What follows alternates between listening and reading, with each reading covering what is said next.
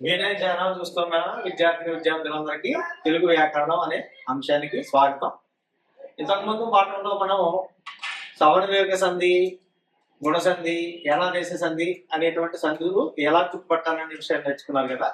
ఈరోజు వృద్ధి సంధి అనేటువంటి దాన్ని ఎలా గుర్తుపట్టాలి, అసలు వృద్ధి సంధిని దాని సూత్రం ఏంటి, దాన్ని ఏ విధంగా మనం గుర్తుపట్టడానికి అవకాశం ఉంటుంది, పరీక్షల్లో ఏ విధంగా అడుగుతాడు అనేటువంటి విషయాలు మనం ఈరోజు నేర్చుకోబోతున్నాం.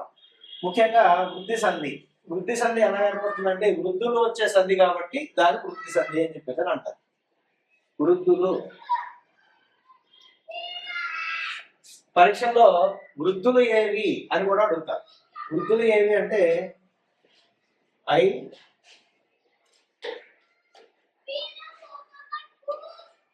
ఔ ఆర్, ఈ మూడు అక్షరాలని వృద్ధులు అని చెప్పేసి అంటారు.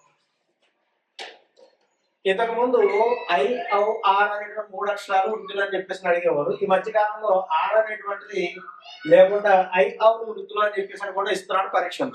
మీరు ఈ విషయాన్ని కూడా గమనించాలి.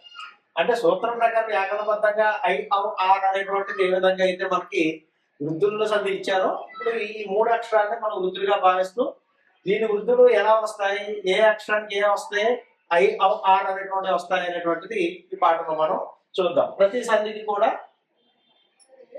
ఉదాహరణకి ప్రతి సంధికి కూడా మనం సూత్రం అనేటువంటిది రాసుకోవాలి. సూత్రం అన్న సంధి కార్యం అన్న ఒకటే అని తరగతులు మనం నేర్చుకున్నాం. సూత్రం అకారానికి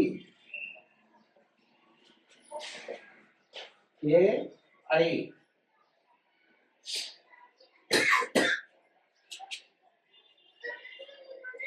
ఏ అసలు పరమైతే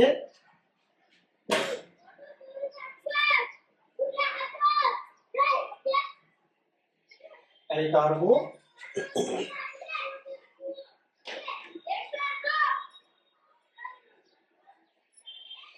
ఔలు పరమైతే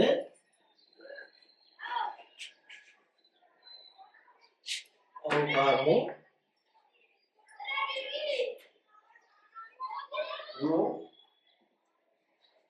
రూలు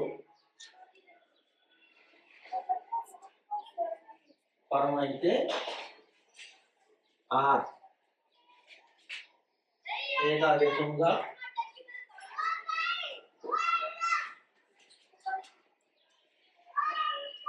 వచ్చును. ఇప్పుడు చూడండి, అకారానికి ఏ ఐలు పరమైతే ఐకారము, ఓ ఔలు పరమైతే ఔకారము, రూలు పరమైతే ఆర్ ఏకాదేశము కావచ్చును. ఇది సూత్రం. దీన్ని మనం ఎలాగా మనం గుర్తుపట్టడానికి సింపుల్ గా మీరు గుర్తుపట్టడానికి ఇంకొక విధంగా కూడా మనం రాసుకోవచ్చు. అది ఎలాగా అనేటువంటిది ఇక్కడ రాస్తున్నాను చూడండి. మొదటి పదంలో చివరచ్చు అకారం అయి ఉండి, రెండవ పదంలో మొదటి అచ్చు ఏ ఈజ్ ఈక్వల్ టు ఐ. అదేవిధంగా ఆ plus I is equal to I. మీరు గమనించలేదు, ఆ plus A equal to I అవుతుంది, ఆ ప్లస్ ఐ ఈక్వల్ టు కూడా ఐ అవుతుంది. అదేవిధంగా ఆ ప్లస్ ఓ ఈక్వల్ టు ఔ, ఆ ప్లస్ ఔ ఈక్వల్ టు ఔ. ఔ రాసేటప్పుడు చాలా జాగ్రత్తగా రాయాలి. చాలా మంది పిల్లలు ఏం చేస్తూ ఉంటారంటే ఔ రాయంటే ఇదిగో ఈ విధంగా రాస్తాయి. దీన్ని జా అంటారు కానీ అవ్వ అంటారు. అవ్వ ఎప్పుడు కూడా ఇక్కడ అవ్వాలి, అవుతాం అనేటువంటి ఈ విషయాన్ని చాలా మంది విద్యార్థులు తప్పు చేస్తూ ఉంటారు. ఇది గుర్తించాలి అని చెప్పి చెప్తూ ఇక్కడ ఐ ఔ అనేటువంటిది ఎలా వచ్చాయంటే ఆ plus A equal to I, ఆ plus I equal to I. అదేవిధంగా ఆ ప్లస్ ఓ ఈక్వల్ టు ఔ, ఆ ప్లస్ ఔ ఈక్వల్ టు కూడా అవే వస్తుంది. ఇంకొకటి ఉంది ఆర్ అనేటువంటి, అంటే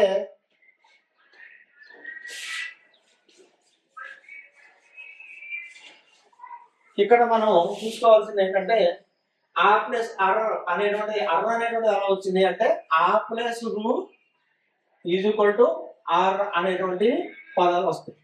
ఇప్పుడు ఆ ప్లస్ ఏ అంటే మొదటి పదంలో చివరచ్చు అకారం అయి ఉండి, రెండవ పదంలో మొదటి వచ్చు ఏ కారం ఉంటే ఐగా మారుతుంది. అదేవిధంగా ఆ ప్లస్ మొదటి పదంలో చివరచ్చు అకారం ఉండి, రెండవ పదంలో మొదటి వచ్చు ఐ ఉన్నప్పటికీ కూడా ఐకారంగానే మారుతుంది. ఆ ప్లస్ అకారానికి ఓ పరం అయితే అవు, అదే విధంగా మొదటి పదం నుంచి ఉన్న అకారానికి అవు పరమైన అవుగానే మారుతాయి. ఇవి ఒక్కొక్క దానికి ఒక్కొక్క ఉదాహరణ ఇప్పుడు మీరు చూద్దరు. మొదటిది ఏ, భువనైక అనే పదం. భువనైక ఐదు అనేటువంటి పదం ఎలా వచ్చింది? మీరు విడదీస్తే భువన ప్లస్ ఏక ఈక్వల్ టు భువనై. అంటే ఇక్కడ మొదటి పదంలో చివర చకారం ఉంది, ఇక్కడ ఆ ప్లస్ ఏ ఈక్వల్ టు ఐగానే మారుతుంది. అదేవిధంగా రెండవది మహైశ్వర్యము. విడదీస్తే మహా ప్లస్ ఐశ్వర్యము. మహా ప్లస్ ఐశ్వర్యము ఈక్వల్ టు ఐశ్వర్యము. చూడండి, ఆ ప్లస్ ఏ ఈక్వల్ టు ఐగా మారింది. అదేవిధంగా ఆ ప్లస్ ఐ ఈక్వల్ టు కూడా ఐగానే మారింది. ఒక్కొక్క ఉదాహరణలో చూస్తే ఆ ప్లస్ ఓ ఈక్వల్ టు అవు, ఆ ప్లస్ అవు ఈక్వల్ టు కూడా అవు. ఇక్కడ ఇది గమనించారు కదా. ఈసారి నెక్స్ట్ చూద్దాం, ఇంకొక ఉదాహరణ చూద్దాం. ఓ అవుకి ఎలా వస్తాయి అనేటువంటి. పాపౌఘము పదం. పాపౌఘము అంటే ఈక్వల్ టు పాప ప్లస్ ఓఘము ఈక్వల్ టు పాపౌఘము అవుతుంది.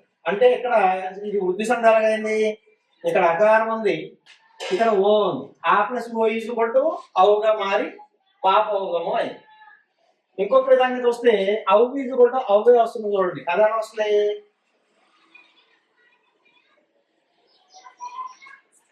మహౌషధము. మహౌషధము ఈక్వల్ టు మహా ప్లస్ ఔషధము.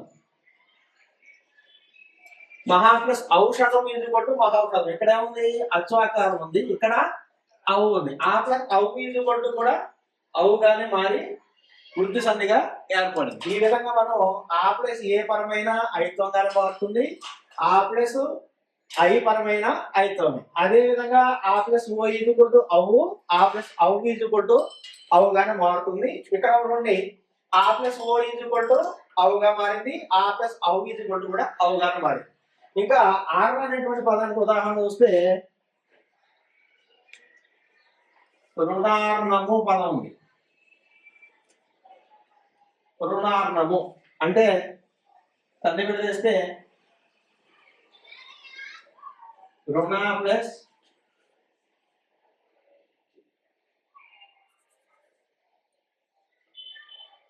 రుణ ఈక్వల్ టు రుణ. అంటే రుణ అనేటువంటి దాంట్లో అకారము, ఇక్కడ రు కలిపితే ఆరు అనేటువంటి పదం ఈ మధ్య రెండింటి పదాల మధ్యలో కూడా రుణార్ణము అనేటువంటి పదం ఏర్పడుతుంది. ఈ విధంగా మనం వృద్ధి సంధిని చాలా తేలిగ్గా గుర్తుపట్టచ్చు. ఇంతకీ వృద్ధులు ఏవి అని అడిగితే మరొకసారి చెప్తున్నాను, జాగ్రత్తగా వినండి. ఐ, ఔ, ఆ ఈ మూడు అక్షరాలు వృద్ధిలో ఉంటారు. కొన్ని సందర్భాల్లో ఐ, ఔ అని కూడా ఇస్తా ఉంటారు.